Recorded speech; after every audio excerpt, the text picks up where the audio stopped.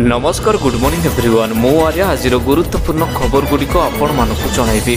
News गुड़िक भल लगे निश्चित भाव गोटे लाइक करी चैनल को सब्सक्राइब करदेवे। तो चलतु आज गुरुत्वपूर्ण खबर गुड़िक उपरे नजर पकाइबा।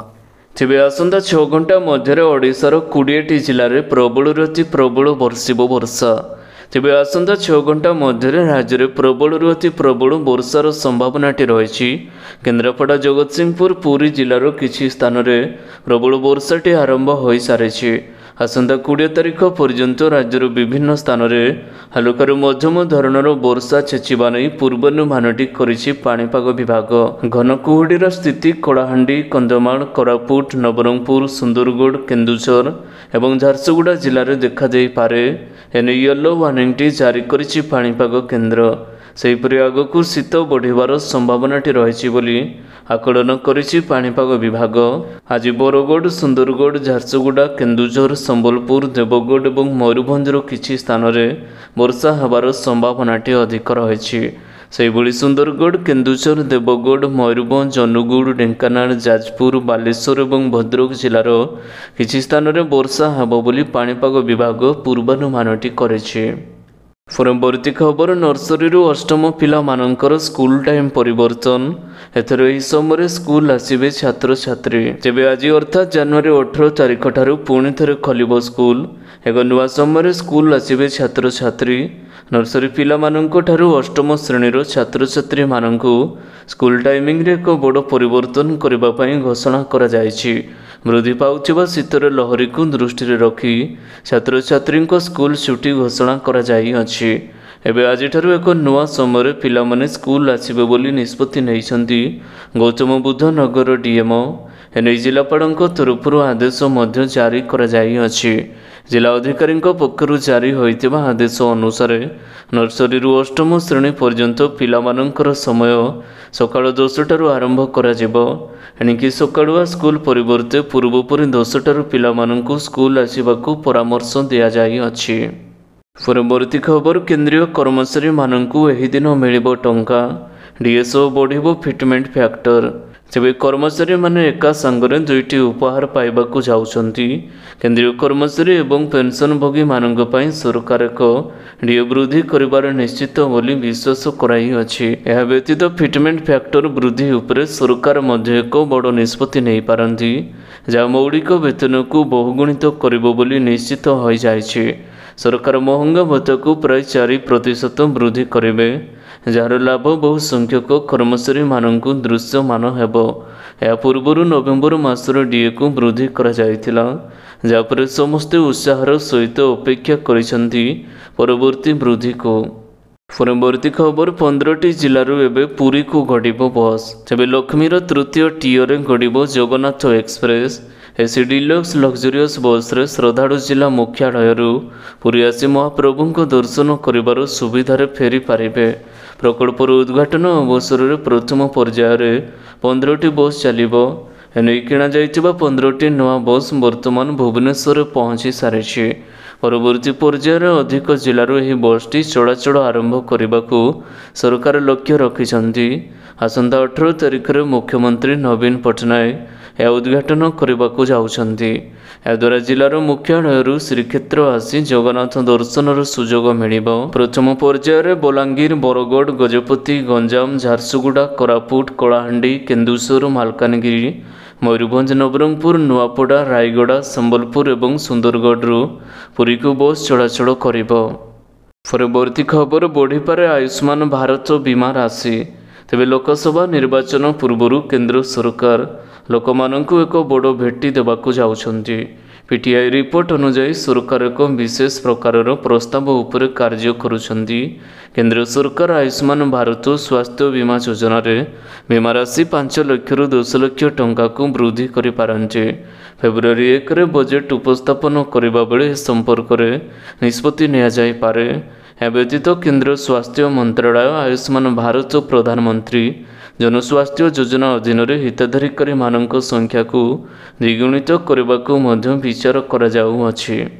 परवर्ती खबर कड़ाकड़ी सुरक्षा बल श्रीमंदिर प्रकल्प उद्घाटन 80 ପ୍ଲାଟୁନ୍ ପୋଲିସ ଫୋର୍ସ ମୁତୟନ। ତେବେ ପରିକ୍ରମା ପ୍ରକଳ୍ପ ଲୋକାର୍ପଣ ଉତ୍ସବ ପାଇଁ ପୁରୀରେ ରାଜ୍ୟ ତଥା ବାହାର ରାଜ୍ୟରୁ ଅତିଥିମାନେ ଆସିଛନ୍ତି। କାଲି ମୁଖ୍ୟମନ୍ତ୍ରୀଙ୍କ ସମେତ ମନ୍ତ୍ରୀ, ସାଂସଦ ଏବଂ ବିଧାୟକମାନେ ସାମିଲ ହୋଇଥିଲେ। ବହୁ ଭିଆଇପି ଏବଂ ମାନ୍ୟଗଣ୍ୟ ବ୍ୟକ୍ତି ବି ଯୋଗ ଦେଇଥିଲେ। ଲକ୍ଷ ଲକ୍ଷ ଭକ୍ତଙ୍କ ସମାଗମ ହୋଇଥିଲା। ଏହାକୁ ଦୃଷ୍ଟିରେ ରଖି ସୁରକ୍ଷା କଡ଼ାକଡ଼ି କରାଯାଇଥିଲା। ବ୍ଲାଙ୍କେଟ୍ ସିକ୍ୟୁରିଟିରେ ଅଛନ୍ତି ପୁରା ପୁରୀ ସହର। 80 ପ୍ଲାଟୁନ୍ ପୋଲିସ ଫୋର୍ସ ମୁତୟନ କରାଯାଇଅଛି। ଏଥିସହିତ 3ଟି K9 ଟିମ୍ ଏବଂ 4ଟି ବୋମା ନିଷ୍କ୍ରିୟକାରୀ ଦଳ ବି ମୁତୟନ ରହିଛନ୍ତି। ଟ୍ରାଫିକ୍ ସୁପରିଚାଳନା, ଭକ୍ତଙ୍କ ସୁରକ୍ଷା, ଭିଆଇପି ସୁରକ୍ଷା, ଭକ୍ତଙ୍କ ଦର୍ଶନ ପାଇଁ ଆନୁଷଙ୍ଗିକ ସମସ୍ତ ସୁରକ୍ଷା ବ୍ୟବସ୍ଥା ଗ୍ରହଣ କରାଯାଇଅଛି। ପରବର୍ତ୍ତୀ ଖବର, 10 ଟଙ୍କା ହ୍ରାସ ପାଇବ ପେଟ୍ରୋଲ ଏବଂ ଡିଜେଲ ଦର। ଆସନ୍ତା ମାସରେ ଲୋକଙ୍କୁ ମିଳିପାରେ ଆଶ୍ୱସ୍ତି। ତେବେ ପେଟ୍ରୋଲ ଏବଂ ଡିଜେଲ ଦର 10 ଟଙ୍କା କମିବ ଏବଂ ଲୋକସଭା ନିର୍ବାଚନ 2024କୁ ନଜରରେ ରଖି ତୈଳ କମ୍ପାନୀଗୁଡ଼ିକ ପେଟ୍ରୋଲ ଏବଂ ଡିଜେଲ ଦାମ ହ୍ରାସ କରିପାରନ୍ତି। ଇଣ୍ଡିଆନ୍ ଅଏଲ କର୍ପୋରେସନ ଆଇଓସି, ଭାରତର ପେଟ୍ରୋଲିୟମ କର୍ପୋରେସନ ଲିମିଟେଡ ଏବଂ Hindustan petroleum corporation limited Lok Sabha ନିର୍ବାଚନ ପୂର୍ବରୁ ଆସନ୍ତା ଫେବୃଆରୀ ମାସରେ ପେଟ୍ରୋଲ ଏବଂ ଡିଜେଲ ଦର କମାଇ ପାରନ୍ତି। ଗଣମାଧ୍ୟମ ରିପୋର୍ଟରୁ ଜଣାପଡ଼ୁଅଛି ଯେ ତୈଳ କମ୍ପାନୀଗୁଡ଼ିକ ଚଳିତ ମାସରେ FY 2023-24ର ତୃତୀୟ ତ୍ରୈମାସିକ ଫଳାଫଳ ଜାରି କରିବା ପରେ ପେଟ୍ରୋଲ ଏବଂ ଡିଜେଲ ଦର କମାଇବା ଉପରେ ନିଷ୍ପତ୍ତି ନେବେ। ପରବର୍ତ୍ତୀ ଖବର, ନବୀନଙ୍କ ନିର୍ବାଚନ ମଣ୍ଡଳୀରେ ନବୀନ କାର୍ଡର କ୍ରେଜ୍। ଜାଣନ୍ତୁ କେମିତି ଉଠାଇବେ ଲାଭ। ତେବେ ବଢ଼ିଲା BSKY ନବୀନ କାର୍ଡ ପଞ୍ଜୀକରଣ ଅବଧି। ଜାନୁଆରୀ 26 ପର୍ଯ୍ୟନ୍ତ କରିପାରିବେ ଆବେଦନ। ପୂର୍ବରୁ ଜାନୁଆରୀ 16 ପର୍ଯ୍ୟନ୍ତ ଥିଲା ପଞ୍ଜୀକରଣର ଶେଷ ତାରିଖ। ଜାନୁଆରୀ 6ରୁ ଆରମ୍ଭ ହୋଇଛି ଏହି ପଞ୍ଜୀକରଣ। ଅବଧି ବୃଦ୍ଧି ନେଇ ସ୍ୱାସ୍ଥ୍ୟ ବିଭାଗ ପକ୍ଷରୁ ବିଜ୍ଞପ୍ତି ପ୍ରକାଶ ପାଇଛି। ସମୟ ବୃଦ୍ଧି ନେଇ ଲୋକଙ୍କଠାରୁ ପ୍ରସ୍ତାବ ମିଳିଥିଲା। ବିଜୁ ସ୍ୱାସ୍ଥ୍ୟ କଲ୍ୟାଣ ନବୀନ କାର୍ଡ ପାଇଁ ଆବେଦନ କ୍ଷେତ୍ରରେ ଦ୍ରୁତ ଗତିରେ ପରିଲକ୍ଷିତ ହୋଇଅଛି। ଗ୍ରାମ ଏବଂ ପଞ୍ଚାୟତ ସ୍ତରରେ ସଘନ ସଚେତନତା କାର୍ଯ୍ୟକ୍ରମ ଫଳରେ ଏହା ସମ୍ଭବ ହୋଇପାରିଅଛି। ଜାନୁଆରୀ 16 ତାରିଖ ଅପରାହ୍ନ 2ଟା ସୁଦ୍ଧା ସମୟ 3,46,294ଟି ପରିବାରଙ୍କର ଦରଖାସ୍ତ ଅନଲାଇନରେ ପଞ୍ଜୀକୃତ ହୋଇପାରିଛି। ଏହି ପଞ୍ଜୀକୃତ ଦରଖାସ୍ତରେ 9.70 ଲକ୍ଷରୁ ଉର୍ଦ୍ଧ୍ୱ ସଦସ୍ୟଙ୍କର ନାମ ମଧ୍ୟ ରହିଛି। ପରବର୍ତ୍ତୀ ଖବର, ଦେଶର ମୁଦ୍ରାସ୍ଫୀତି ହାର 4%। ପରବର୍ତ୍ତୀ ଖବର, ଦେଶର ମୁଦ୍ରାସ୍ଫୀତି ହାର 4% ଲକ୍ଷ୍ୟ ଆଡ଼କୁ ଗତି କରୁଛି। ତେବେ ଭାରତର ମୁଦ୍ରାସ୍ଫୀତି କେନ୍ଦ୍ରୀୟ ବ୍ୟାଙ୍କର ସ୍ଥିରୀକୃତ 4% ଲକ୍ଷ୍ୟ ହାସଲ ଆଡ଼କୁ ଅଗ୍ରସର ହେଉଥିବା ବେଳେ ଅଭିବୃଦ୍ଧି ଆଶା ଦୃଢ଼ ରହିଛି ବୋଲି ରିଜର୍ଭ ବ୍ୟାଙ୍କ ଅଫ୍ ଇଣ୍ଡିଆର ମୁଖ୍ୟ ଶକ୍ତିକାନ୍ତ ଦାସ କହିଛନ୍ତି। ବିଶ୍ୱ ଅର୍ଥନୈତିକ ଫୋରମର ବାର୍ଷିକ ବୈଠକରେ ସେହି ବିଷୟରେ ପ୍ରକାଶ କରିଛନ୍ତି। ଶ୍ରୀ ଦାସ କହିଛନ୍ତି, ମୁଦ୍ରାସ୍ଫୀତି ନିୟନ୍ତ୍ରଣକୁ ଆସିଛି ଏବଂ ନିର୍ଦ୍ଧାରିତ 2%ରୁ 6% ମଧ୍ୟରେ ରହିଛି। ଜାତୀୟ ପୁଞ୍ଜି ବିନିଯୋଗ ପ୍ରୋତ୍ସାହନ ତଥା ସୁବିଧା ଉପଲବ୍ଧ କରୁଥିବାରୁ ଇନଭେଷ୍ଟମେଣ୍ଟ ଇଣ୍ଡିଆ ଦ୍ୱାରା ଆୟୋଜିତ ବୈଠକରେ ସେ ଏହା କହିଛନ୍ତି। ସେ ଆହୁରି ମଧ୍ୟ କହିଛନ୍ତି ଯେ ମୂଳ ମୁଦ୍ରାସ୍ଫୀତି କ୍ରମାଗତ ଭାବରେ ହ୍ରାସ ପାଇବାରେ ଲାଗିଛି।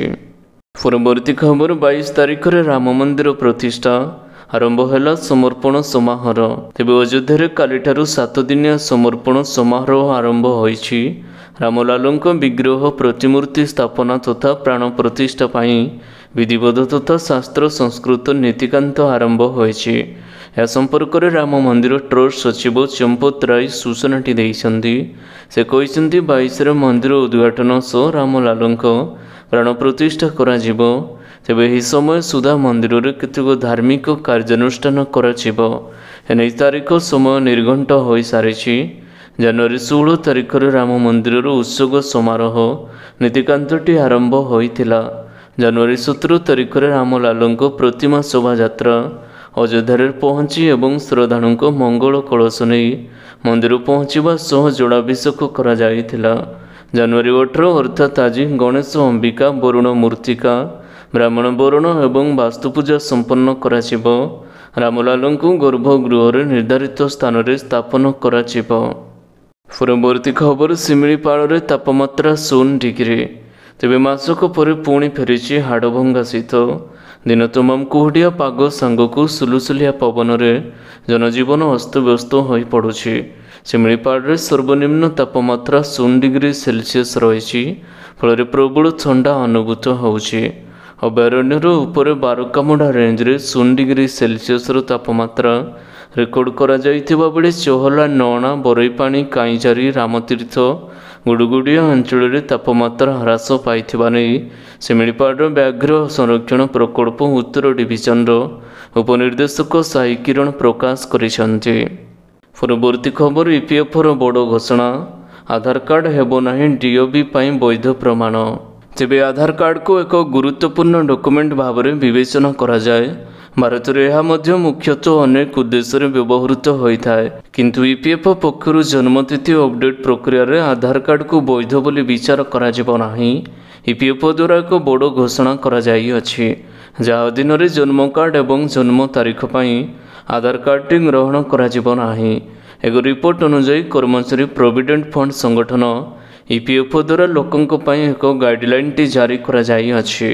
ଏହା ଅଧୀନରେ ଆଧାର କାର୍ଡ଼ ଆଉ ଜନ୍ମ ତାରିଖ ଭାବରେ ଗ୍ରହଣ କରାଯିବ ନାହିଁ। ପରବର୍ତ୍ତୀ ଖବର, ଜାନୁଆରୀ 22 ତାରିଖରେ ଓଡ଼ିଶାରେ ଛୁଟି ଘୋଷଣା, ମଦ ଦୋକାନ ବନ୍ଦ ଦାବି କଲା ବିଜେପି। ତେବେ ରାଜ୍ୟ ସରକାର ଆସନ୍ତା 22 ତାରିଖକୁ ରାଜ୍ୟ ସମସ୍ତ ସରକାରୀ କାର୍ଯ୍ୟାଳୟ ଏବଂ ଶିକ୍ଷାନୁଷ୍ଠାନଗୁଡ଼ିକ ଛୁଟି ଘୋଷଣା କରାଯାଇଛି।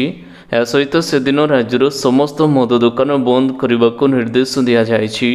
5 ବର୍ଷର ସଂଘର୍ଷ ପରେ ଅଯୋଧ୍ୟାରେ ପ୍ରଭୁ ଶ୍ରୀରାମଙ୍କ ପ୍ରାଣ ପ୍ରତିଷ୍ଠା କରାଯିବ। ଦେଶର ଅନେକ ରାଜ୍ୟରେ ସେହିଦିନ ଛୁଟି ଘୋଷଣା କରାଯାଇଅଛି। ନିଶାଦ୍ରବ୍ୟ ବନ୍ଦ କରିବା ପାଇଁ ନିର୍ଦ୍ଦେଶ ଦିଆଯାଇଛି। ବିଜେପି ରାଜ୍ୟ ପ୍ରମୁଖ ଦିଲ୍ଲୀପ ମଲ୍ଲିକ କହିଛନ୍ତି, ଅନ୍ୟ ରାଜ୍ୟ ଭଳି ଓଡ଼ିଶା ସରକାର ମଧ୍ୟ ଜାନୁଆରୀ 22 ତାରିଖରେ ଛୁଟି ଘୋଷଣା କରନ୍ତୁ ବୋଲି ଦାବି କରାଯାଇଅଛି। ପରବର୍ତ୍ତୀ ଖବର, 12 ବର୍ଷ ମଧ୍ୟରେ ପ୍ରଥମ ଥର ପାଇଁ ସାମସଙ୍ଗକୁ ପଛରେ ପକାଇଲା ଆପଲ୍।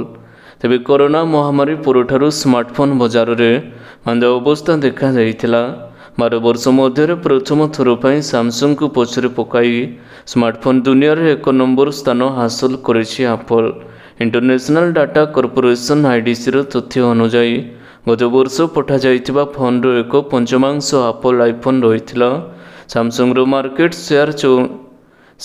ମାର୍କେଟ ସେୟାର 19.4% ଥିବାବେଳେ ସାଓମି ତୃତୀୟ ସ୍ଥାନରେ ରହିଥିବା ବେଳେ ଓପୋ ଚତୁର୍ଥ ସ୍ଥାନରେ ରହିଛି। ସେହିପରି ଆଇଡିସି ରିପୋର୍ଟ ଅନୁଯାୟୀ ଗତ ବର୍ଷ ପ୍ରାୟ 120 ନିୟୁତ ସ୍ମାର୍ଟଫୋନ୍ ବିକ୍ରି ହୋଇଥିଲା, ଯାହାକି ପୂର୍ବ ବର୍ଷ ତୁଳନାରେ 3% କମ୍ ରହିଛି। ଗତ 1 ଦଶନ୍ଧି ମଧ୍ୟରେ ସ୍ମାର୍ଟଫୋନ୍ ବିକ୍ରିର ଏହା ସର୍ବନିମ୍ନ ସଂଖ୍ୟା। ପରବର୍ତ୍ତୀ ଖବର, ନବୀନ କାର୍ଡ଼ ପାଇଁ ବଢ଼ିଲା ଅବଧି, ଏହି ତାରିଖ ପର୍ଯ୍ୟନ୍ତ କରିପାରିବେ ଆପ୍ଲାଏ। ତେବେ ବଢ଼ିଲା ବିଏସ୍କେୱାଇ ନବୀନ କାର୍ଡ଼ର ଆବେଦନ ଅବଧି ତାରିଖ। ଆଜି ଆବେଦନର ଶେଷ ତାରିଖ ରହିଥିବା ବେଳେ ଏହାକୁ ବୃଦ୍ଧି କରିଛନ୍ତି ରାଜ୍ୟ ସରକାର। ଆସନ୍ତା ଜାନୁଆରୀ 26 ତାରିଖ ପର୍ଯ୍ୟନ୍ତ ବିଏସ୍କେୱାଇ ନବୀନ କାର୍ଡ଼ ପାଇଁ ଆବେଦନ କରାଯାଇପାରିବ। ପୂର୍ବରୁ ଏହା ଜାନୁଆରୀ 16 ତାରିଖ ପର୍ଯ୍ୟନ୍ତ ଉପଲବ୍ଧ ରହିଥିଲା। ପରବର୍ତ୍ତୀ ଖବର, ବିବାହିତ ଯୋଡ଼ି ହେବେ ମାଲାମାଲ, ପ୍ରତି ମାସରେ ମିଳିବ 44,793 ଟଙ୍କା। ତେବେ ଯଦି ଜଣେ ଆପଣ ବିବାହିତ, ତେବେ ଏହି ଖବରଟି ଆପଣମାନଙ୍କ ପାଇଁ ବହୁ ଉପଯୋଗୀ ହୋଇପାରେ, କାରଣ ବିବାହିତ ଲୋକମାନଙ୍କ ପାଇଁ ସରକାର ଏକ ଚମତ୍କାର ଯୋଜନା ଚଳାଇଛନ୍ତି। ଏଥିରେ ବିନିଯୋଗ କରି ଆପଣ ମାସକୁ 45,000 ଟଙ୍କା ପର୍ଯ୍ୟନ୍ତ ପାଇବେ। ମହିଳାମାନଙ୍କୁ ଆତ୍ମନିର୍ଭରଶୀଳ କରିବା ପାଇଁ ସରକାର ଏହି ଯୋଜନାଟି ଆରମ୍ଭ କରିଛନ୍ତି। ଯଦି ଆପଣ ଏହି ଯୋଜନା ପାଇଁ ଯୋଗ୍ୟ ଅଟନ୍ତି, ତେବେ ଆପଣ ବିନା ବିଳମ୍ବରେ ଏହି ଯୋଜନା ଯୋଗ ଦେବାକୁ ଆବେଦନ କରିପାରିବେ। ଆପଣ ନୂତନ ପେନ୍ସନ୍ ସିଷ୍ଟମ ଏନ୍ପିଏସ୍ରେ ବିନିଯୋଗ କରି ପ୍ରତି ମାସରେ 44,793 ଟଙ୍କା ରୋଜଗାର କରିପାରିବେ।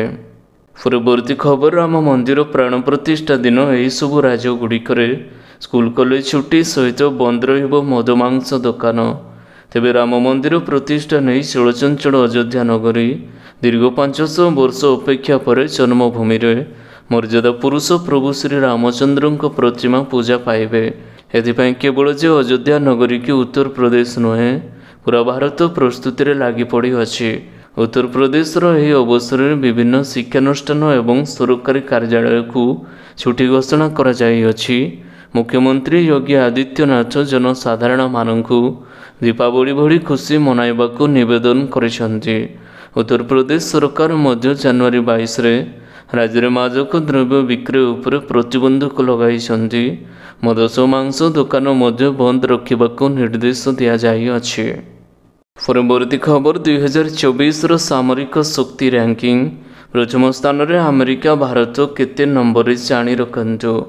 तेबे विश्वर केउं देशर सामरिक शक्ति केते नहीं चलित वर्षर रिपोर्ट प्रकाश पाई। ग्लोबल फायरवार नामक एक वेबसाइट जहाँ पूरा विश्वर प्रतिरक्षा सूचना पर नजर रखे। ग्लोबल फायरवार रिपोर्ट अनुसार अमेरिका सामरिक शक्ति सबुठु अधिक रही। अमेरिका तालिकार प्रथम स्थान में रही।